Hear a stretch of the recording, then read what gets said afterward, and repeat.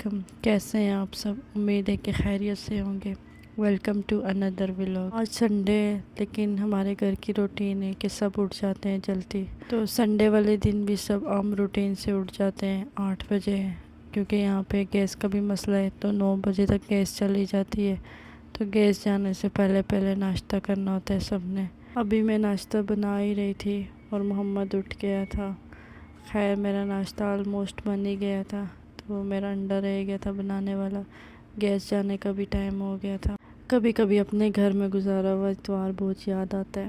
12 بجے اٹھ کے سونا اور امی کے ہاتھوں کا تیار ناشتہ ملنا، ساری چیزیں بہت یاد آتی ہیں۔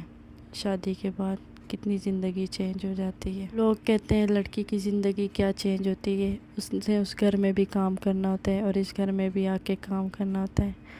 بے شک کام تو کرنا ہی ہوتا ہے، لیکن مجھے لگتا ہے کہ جو ایک کمی ہوتی ہے نا، وہ صرف احساس کی ہوتی ہے۔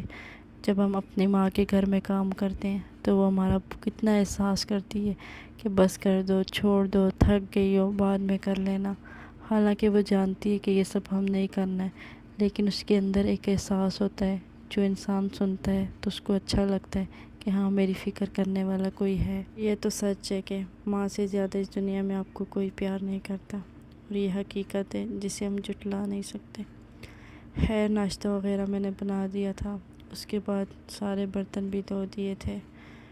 تھوڑی دیر کے لیے میں نے دھوپ میں رکھ لیے کہ وہ اچھے سے ڈرائی ہو جائیں۔ اس کے بعد میں نے آج مشین پہ کچھ کام کرنا تھا، میری قمیض کا کچھ کام رہتا تھا، تو میں نے محمد کو تھوڑی دیر ٹی وی لگا کے دی کہ وہ مجھے پریشان نہ کرے اور میں اپنا کام جلدی سے کر لوں۔ لیکن ایسا ہوا نہیں، بچے اور آپ کو پریشان نہ کریں ایسا ہو ہی نہیں سکتا۔ تھوڑی دیر میں ہی اس نے مجھے تنگ کرنا شروع کر دیا تھا، اور پھر اس کا نتیجہ یہ ہوا کہ مجھے مشین اٹھانی پڑی۔ خیر مشین وغیرہ میں نے اٹھا دی تھی، اس کے بعد دوپہر ہو گئی تھی تو میں نے بچوں کو نہلا دھلا کے سلا دیا تھا اور خود بھی تھوڑی دیر لیٹ گئی تھی۔ اس کے بعد کچھ کپڑے رہتے تھے جو کل واش کیے تھے، وہ سارے طے کر کے اپنی اپنی جگہ پہ رکھے، اور شام کو کڑھی بننی تھی آج، تو اس کے لیے چیزیں وغیرہ کاٹنی تھی۔ یہاں پہ آلو وغیرہ دھو کے رکھے اور یہ بیسن وغیرہ تھا، تو ابھی ہم شروع کرتے ہیں ہماری اسپیشل کڑھی پکوڑا ریسیپی۔ تو آج میرے ہسبینڈ بھی ہیں تو وہ بھی میرے ساتھ ہیلپ کریں گے۔ یہاں پہ میں پکوڑوں کے لیے بیسن وغیرہ ڈال رہی ہوں۔ مجھے ابھی بھی یاد ہے جب میں اپنے گھر میں تھی تو میں بہت زیادہ پکوڑے کھاتی تھی۔ جب بھی رمضان آتا ہے تو میری مما کہتی ہیں ہم تمہیں بہت مس کرتے ہیں، کیونکہ رمضان میں کوئی ایک دن بھی ایسا نہیں تھا جس دن میں پکوڑے نہ بناؤں، اور کچھ بناؤں یا نہ بناؤں لیکن میں پکوڑے لازمی بناتی تھی۔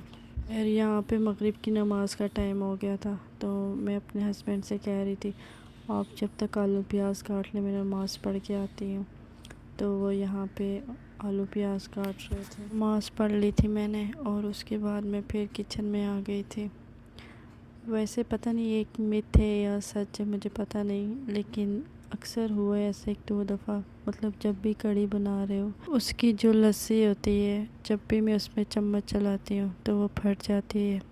پتہ نہیں، مجھے نہیں پتہ یہ میتھ ہے یا کچھ سچ ہے، تو اسی لیے یہاں پہ میں نے لسی کو بالکل بھی ہاتھ نہیں لگایا تھا، تو میں ایسے پکوڑے بنا رہی تھی۔ پکوڑے بن رہے اور بچوں کے لیے چپس نہ بنے ایسا ممکن ہی نہیں، تو میں نے سوچا پہلے بچوں کو چپس نکال کے دے دیتی ہوں تاکہ وہ آرام سے بیٹھ کے کھائیں اور مجھے پریشان نہ کریں۔ لیکن ایسا تو ہو نہیں سکتا، بچے پریشان نہ کریں۔ وہ جلدی سے اپنی فرائض ختم کر کے پھر آگے تھے پکوڑے مانگنے کے لیے۔ ویسے دینے تو نہیں چاہیے، بچوں کے لیے اچھے نہیں ہیں، لیکن کیا کریں وہ ضد بہت زیادہ کر رہے تھے۔ مجھے تو کبھی کبھی سمجھ نہیں آتا ہمیں اپنے بچوں کی پرورش کیسے کرنی چاہیے، ان کی ہر بات ماننی چاہیے یا ان کی ہر بات نہیں ماننی چاہیے، کیونکہ آج کل کے بچوں کے ساتھ بہت زیادہ مشکل ہے ان کی کیسے پیرنٹنگ کی جائے۔ خیر مجھ سے جتنا ہوتا ہے میں اپنی طرف سے کرتی ہوں، جو چیزیں مجھے لگتا ہے مان لینی چاہیے وہ مان لیتی ہوں، اور جو مجھے لگتا ہے نہیں سننی چاہیے اس پہ سمجھا دیتی ہوں۔ ویسے بچوں کو سمجھانے کا فائدہ تو نہیں ہے، کیونکہ انہوں نے کرنا تو وہی ہے جو ان کا دل کرتا ہے۔ خیر یہاں پہ ہمارے سارے پکوڑے ریڈی ہو گئے تھے اور ہم نے کڑھی میں ڈال دیے تھے، تو یہاں میرے ہسبینڈ کڑھی کے لیے تڑکا بنا رہے تھے، جس میں ہم نے پیاز اور لال مرچ اور ہلدی اور زیرہ وغیرہ ڈال کے اس کو اوپر سے تڑکا لگایا، تو آپ دیکھ سکتے ہیں کتنے مزے کی لگ رہی ہے یہ تو ہماری بن کے تیار ہو گئی تھی۔ تو یہاں میں نے سوچا بھی جلدی سے روٹی بنانا شروع کر لیتی ہوں۔ روٹی میں نے بنا لی تھی اور سب کو گرم گرم روٹی دے دی تھی۔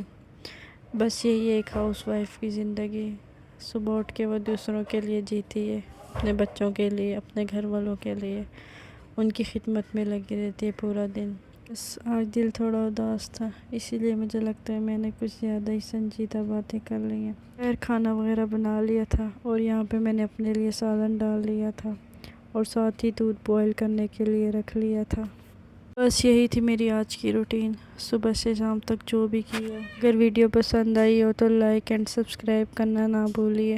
پھر ملتے ہیں ایک نئی ویڈیو میں، تب تک کے لیے اللہ حافظ۔